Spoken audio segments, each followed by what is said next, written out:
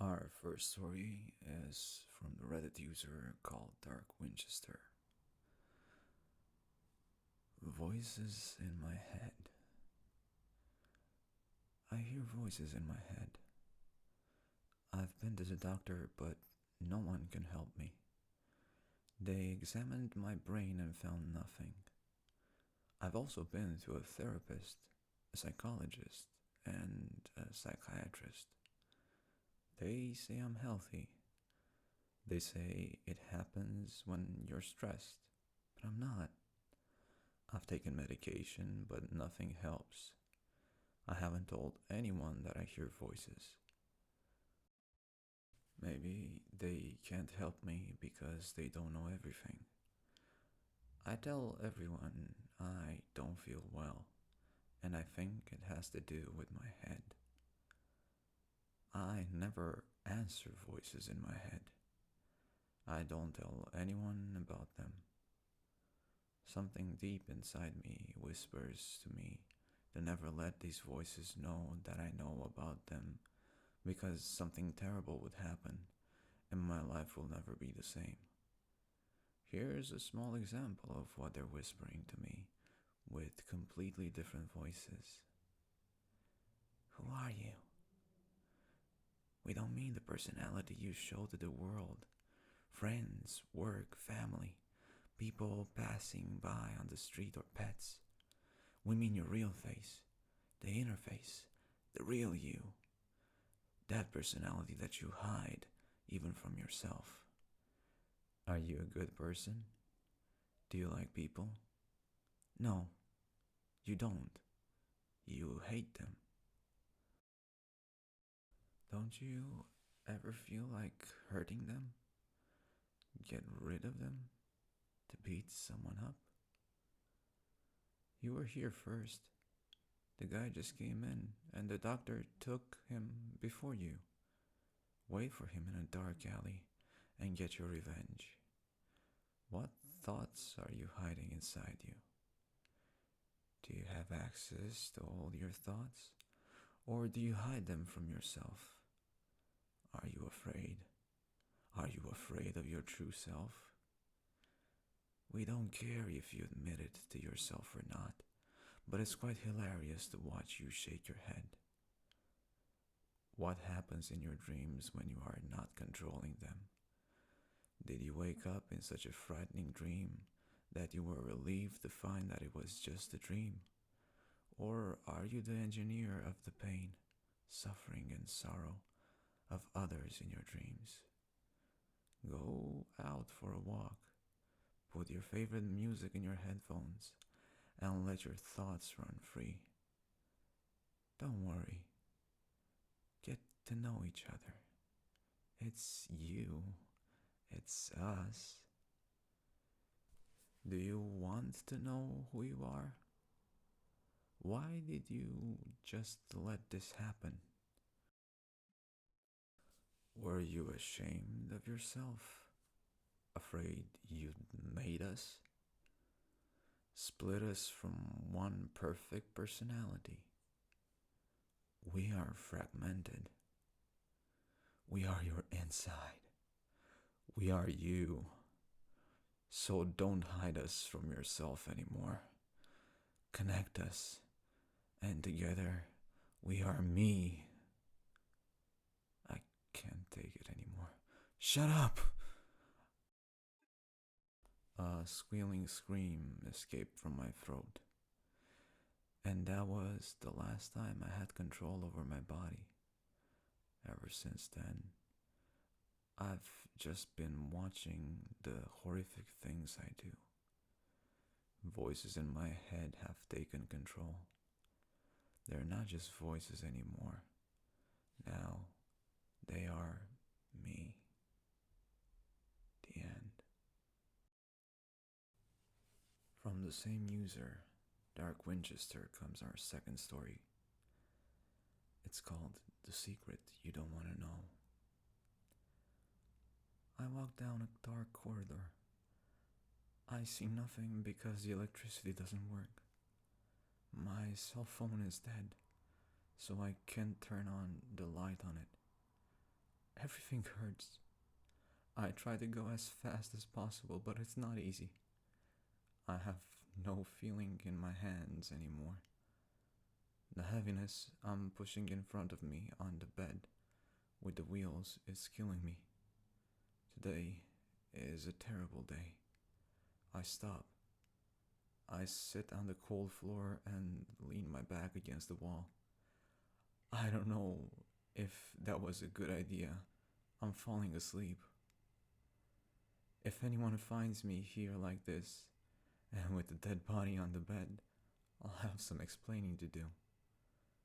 Luckily, it's just me here today. I mean, among the living. My hands are shaking. I can feel it even though I can't see them through the dark veil that will never pass in this place. This basement has not been in reconstruction for a long time. That's why the lights are always out. The air is as cold as on the coldest winter night. I struggled bitterly to stand. I get a little dizzy, but I pull myself together and continue with my dead companion. We reach our destination in the dark and after memory. I try to get the power back on. I have succeeded. I look horrified at the creature in front of me.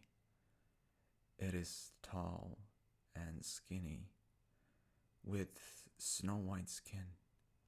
Dark eyes with cracked veins accentuate the even darker circles under the eyes. Its cheekbones are horribly bulging. It has unbrushed hair resembling a black crow's nest. I thought one of the dead was coming for me and would do me what I do to them daily. But I realized that I was looking at the glass on the furnace for the incineration of the dead. What I see is not a monster, it's my reflection. That's how working at the crematorium affected me.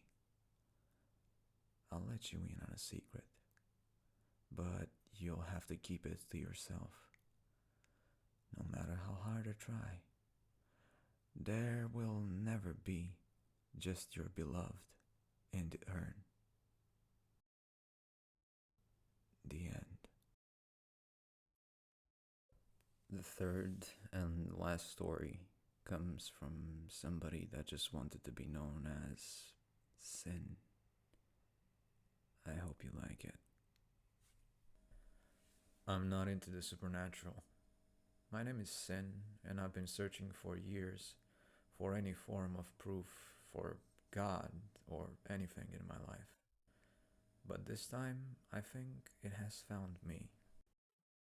One evening in around 1998, when I was walking home from school after spending some time with friends, on my normal route, I saw a man in the distance that gave me a creepy vibe, like something was wrong with him. Not something obvious, but I felt like that man would hurt me or something like that. He was tall, bald, and with a long face and a trench coat, just walking down the middle of the alley, grinning. Thinking about it now, I have no idea how I actually saw his face when it was so close to sundown, but I did. I didn't want to keep on walking towards him, so I started looking around for a place to hide. I remembered that on my way home there was always the old church that I passed by. Maybe it was open. Maybe I could stay there for a few minutes until the guy passed me, and then I could continue home. So I turned around and calmly walked towards the church. And by calmly, I mean I was walking as inconspicuously fast as I could, so the guy wouldn't realize I was scared of him. When I reached the entrance of the church, the whole place seemed abandoned, but I could see light inside it through the windows, so I pushed onto the main door. The door creaked and slowly opened, so I went inside. The church was dimly lit by candles that were lit in sconces and in random places throughout the church. It was a beautiful sight. That for me meant that people were inside and it was a safe space for me to be in. So I walked forward and sat down at a pew. As I mentioned, I'm not a spiritual person, but in that moment, I was panicking, so for me, that was a safe haven. And even though I didn't know what to do, I prayed. I said something in the regards of, if there's anything out there that can help me, please help me. Please help me. I don't want to end up on a milk carton. Of course, nothing happened, but I was sitting there waiting for 10 or so minutes to pass so I can go home. The place had a calming but eerie vibe, with angel statues and nice stained glass windows with saints and other pictures in it. But all I wanted at that time was for the tall, creepy guy to not be outside waiting to take me to La La Land, and then for me to die or something else. Everything was silent, no noises, nothing except random noises from the burning wax and a creak or two from the old building. The angels looked pretty, and I was thinking of how long it must take for one of them to be made from stone to look like that. I looked at one of them, and another, and then another, until I gazed back to the first one, and all of a sudden, I noticed that from how the first one was when I first saw it, standing on a pedestal with hands clasped in prayer, now it was no longer on the pedestal, but had one foot down the pedestal, and his hands were on his side, still with the same calm face. I panicked. What was going on? This can't be happening. So I closed my eyes in panic, and then I peeked at it again. Nothing. No movement. No other movement. Just that. My heart was pounding like crazy, but I didn't want to get out of the church in case the weird guy was out there again. So I decided to believe that maybe I didn't see it right the first time. I started to calm down a little, but then I hear the front door open. I turn around and I saw the tall man coming in. Same guy, with a long trench coat. I didn't know what to do. I hear him from the back of the church in a raspy voice. There you are. I could hear him happy that he found me, but to me it sounded like the devil just found me. I was freaking out and I didn't know what to do.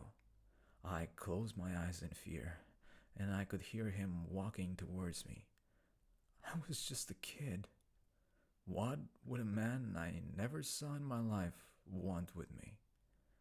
I didn't know him, so all I could think of was that he might want to do me harm. I kept on saying to myself with my eyes shut, please, someone help me. Please, please. His footsteps were getting closer and closer, and I was about to bolt and try to escape. And then I hear a cough, a gurgle, something like some animal is being eviscerated. And then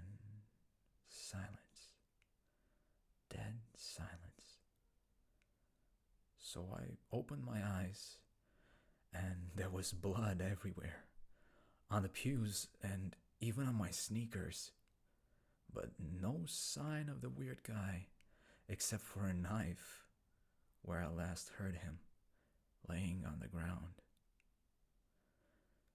Looking around with my eyes wide open, I couldn't see any sign of him. Nothing else disturbed, except for the angel. The angel was back on its pedestal, sitting there in prayer with its hands all bloody, blood dripping down from them. Baffled, I said, "Thank you," and then I left home. The end. This has been Gray Stories. I hope you liked them.